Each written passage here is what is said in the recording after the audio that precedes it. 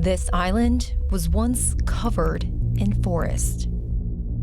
Now it's being transformed into a global hub for nickel, a metal crucial for making electric vehicle batteries. The Indonesian island of Sulawesi feeds the world's largest battery makers, who power virtually every major seller of EVs. And that's coming at a major cost. Debu, asap, lumpur. Di sini so tidak ada tempat mengadu.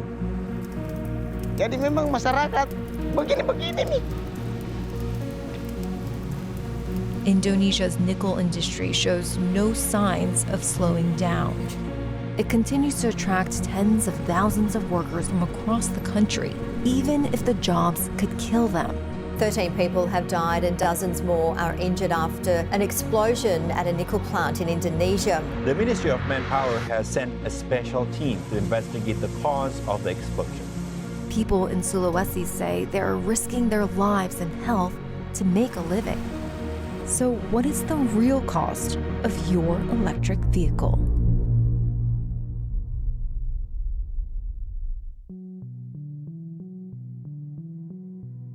If you want to make electric cars that can go a long way on a single charge, batteries with a high nickel content are a very good way to do it. Adding nickel to battery cells increases their energy density. Indonesia has these enormous nickel reserves. That's not new. What has changed in the last 10 or so years is a number of advances in the technology for processing nickel, and that created really a gold rush. Chinese companies saw an opportunity in Indonesia, which also has cheap labor and energy. So they started building nickel facilities across the country. The largest one is controlled by the top seller of nickel, Tsingshan. It's called IMIP and sprawls across the seaside in Morowali. This is a place that occupies a land area that is about 10 times larger than Central Park in New York. It looks like this incredibly large industrial facility was just dropped down in the middle of what was really jungle and rice paddies even 15 or 20 years ago. As a result, Morowali's economy has been booming. It's grown by nearly 600% between 2015 and 2022.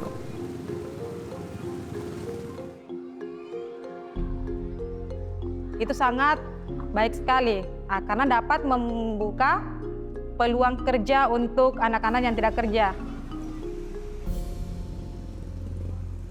Now, there are big drawbacks. There is air pollution.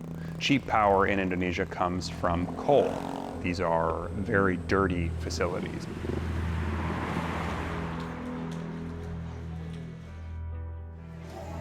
Kita di 5 tahun terakhir ini memang ada peningkatan kunjungan pasien dari penyakit yang berdampak polusi itu sendiri. Di wilayah kerja kami ini di luar ISPA, TB itu kita sudah dapatkan pada anak yang dulunya itu tidak ada kasus seperti itu.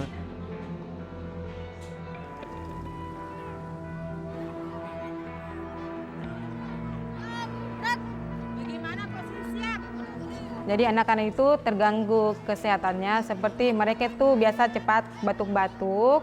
Nah, selain itu ketika kita juga melap kaca di jendela, tebal ya, debunya itu sangat tebal. Bahkan juga biasanya di meja-meja ya, meja-meja siswa itu setiap pagi harus kita lap-lap dulu sebelum melakukan pembelajaran. When we are talking about a metal that is being used for electric vehicles, which are supposed to help us deal with climate change, to make transportation greener, producing one of the key inputs with coal is problematic. Around the island, trash is piling up, and signs of pollution are everywhere. On top of the environmental damage and concerns around health, there's the issue over unsafe working conditions. On Christmas Eve of 2023, a fire broke out at a smelter for stainless steel located in IMIP. The blaze killed 21 men and injured many more.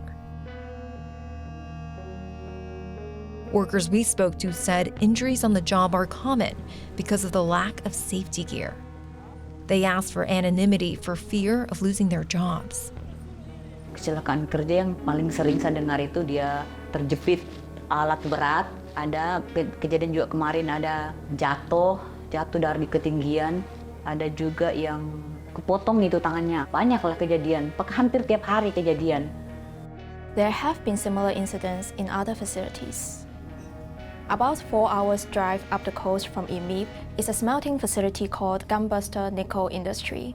This plant in North Morowali was set up by Chinese metals company Jiangsu Delong.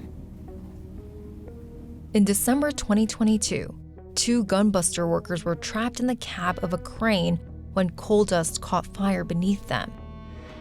They burned to death. One of the workers was 20-year-old Imede Defri Hari Jonathan.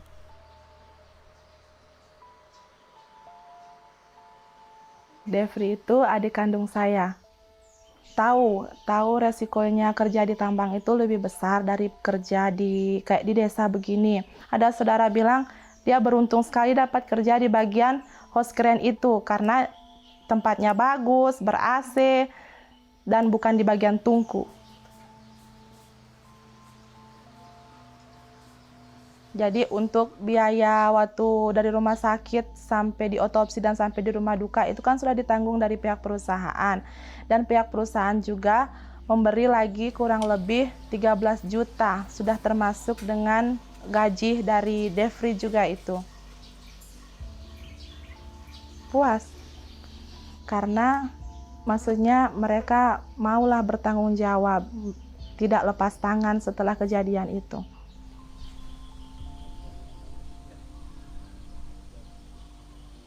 The parents and sister actually told me they hadn't spent it because they felt, and this is what the father said, and this really stuck with me, the money is like Jonathan's body. How could I spend it? Ketika dia memutuskan untuk kerja di sana, dia ingin membantu orang tua, terlebih membantu perekonomian orang tua. Dan hanya satu yang sering dia bilang, dia ingin buat rumah untuk mama dan bapak. Itu saja. After the accident that killed Jonathan, workers at Gunbusters staged protests. They turned violent, claiming 2 more lives. This is a video of a clash at Gunbuster taken by one of the workers. The unrest led Indonesia's human rights regulator to launch an investigation. The report found, quote, unsafe working conditions, lack of protection for workers' health and welfare, and disregard for corporate responsibilities. Kecelakaan kerja yang terjadi itu saya sangat khawatir karena takutnya memberikan dampak besar buat keluarga saya juga dan buat diri saya sendiri apabila mengalami cacat permanen sampai menimbulkan kematian. Kemarin ada salah satu teman saya yang terkena percikan potongan besi itu sampai menimbulkan cacat permanen. Saya masih kerja di sana karena dengan keadaan cacat seperti ini susah untuk mencari pekerjaan lain. Mau tidak mau untuk menafkahi keluarga ya saya harus kerja. People who live in the surrounding community, they don't feel they have any choice because there aren't a lot of jobs in rural Sulawesi, so this is what you do.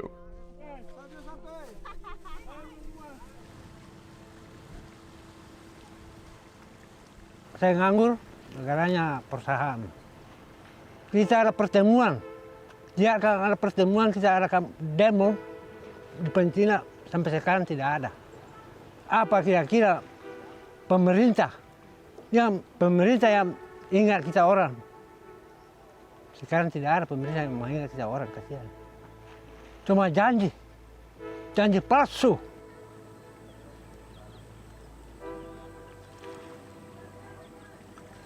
Under Jokowi, the president who is leaving office this year, The government has been very enthusiastically in favor of what they call downstreaming, meaning bringing this processing onshore, forcing companies to do value-added activities in Indonesia. The government, while they've acknowledged some of these criticisms, have mostly stuck to the policy, and that includes the incoming president, Prabowo Subianto.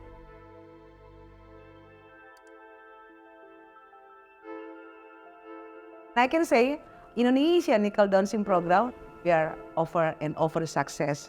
That's why the whole world say that Indonesia crashed the nickel market. We have seen this enormous expansion of the Indonesian nickel industry over the last 5-10 years. There is now a huge amount of nickel in the world.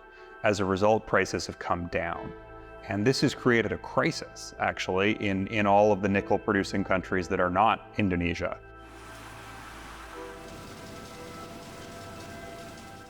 They said Indonesia, we made the dirty mines. I'm asking, what is the definition of the dirty mine, of the clean mine, of premium nickel? This has been a big economic success story despite the environmental and human cost. And certainly decision makers in Jakarta don't intend to wind back their promotion of this industry anytime soon. Forecasts from Bloomberg NEF suggest that at the current rate things are going, Indonesia could account for something like 2/3 of global nickel supply by the end of this decade. So it will be the absolutely dominant producer. It's a really vivid example of how transactions that we think of as being fairly mundane, buying a car or something thousands of people do around the world every day, really do have effects on real people in real places, potentially very far away.